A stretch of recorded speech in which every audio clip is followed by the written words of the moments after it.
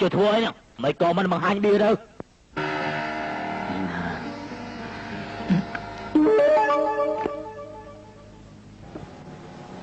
ប្រើស្ងៀមមិនហ្នឹងទៅ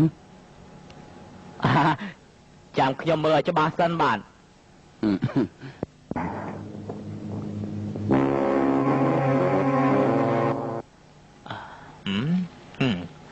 ខ្ញុំមិនដែលលេងបៀថាឈ្នះបានតែពាក់កណ្ដាលនោះទេមែនទេមែនទេមែននៅទីនេះគេលេងចាញ់ឈ្នះតែពាក់កណ្ដាលទេខ្ញុំសុកចិត្តចាញ់ពាក់កណ្ដាលខ្ញុំសុកចិត្តខ្ញុំសុកចិត្តចាញ់ទៀតហើយតែយើងមិនសុកចិត្តចោះចាញ់ទេយើងមិនតបបានឃើញស្លឹកបៀផងហ្នឹងដួល10 20ម៉ឺនគ្មានបញ្ហាទេតែលេងបៀត្រូវតែបើកបៀមិនត្រូវលាក់លៀមអញ្ចឹងទេបើកបៀភ្លឺទៅលពូយ៉ាងម៉េចលពូបើគ្មានលទ្ធភាពទេមិនគួរឲ្យគេទាំងអស់គ្នាហាន់ហើយលើសារលពូទេតែយើងសុកចិត្តអស់លពូឈ្គួរហើយមែនហើយឈ្មោះរបស់យើងលើកើអាបូតឆាប់បើកស្លឹកបៀភ្លឺបើក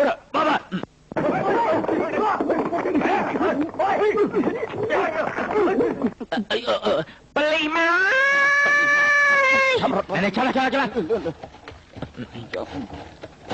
ដើរស្គៀមមានកអីលោកអធិការយើងសង្ស័យតែពួកឯងនឹងលេងល្បែង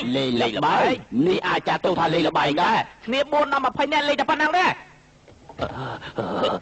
ឲ្យធ្វើខ្ញុំខូននៅលោកអធិការឲ្យអត់បានលេងគេទេលោកអធិការអត់មានឃើញបៀទេបាទមានប្រាក់ដែរទេគ្មានទេគេគ្រាន់តែលេងធម្មតាទេពួកយើងត្រឡប់ទៅវិញទៅយើងទៅវិញ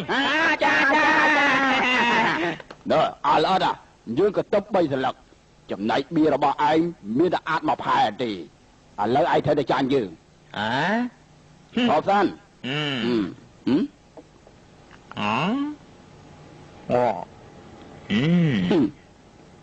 មើលឲ្យច្បាស់នេះជាស្អីនេះគេហៅថាអាន3ស្លឹកឃើញហើយនៅណែអញធ្វើវាជាចម្លែកពិសេសរបស់ខ្ញុំហាក់ដូចជាអន់ខ្សោយណាស់មិនបានជាអញ្ចឹងទៅវិញមកពីលោកពូបណ្ដាលធ្វើឲ្យសារប្រលាបសិលរបស់ខ្ញុំគិតយ៉ាងម៉េចថ្ងៃស្អែកបើត្រូវសម្ភារជាមួយអ្នកកសែតហើយប្រកួតជាមួយគេយើងដោះស្រាយយ៉ាងម៉េចទៅមិនអីទេខ្ញុំទៅបានតែយើងហេតុអីបានជាបងវិលមុខអញ្ចឹងណែនេះព្រោះតែវិជាសិលចម្លែករបស់ខ្ញុំនោះណាបាទនេះក៏ព្រោះតែគេរំលាយវិជាចម្លែករបស់គេហើយណាពួកឯងចង់យ៉ាងម៉េច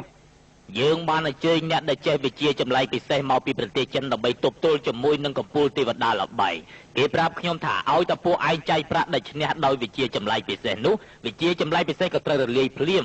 យើងធ្វើនេះគឺចង់ធ្វើបាបពូនឹងក្មួយឯងណា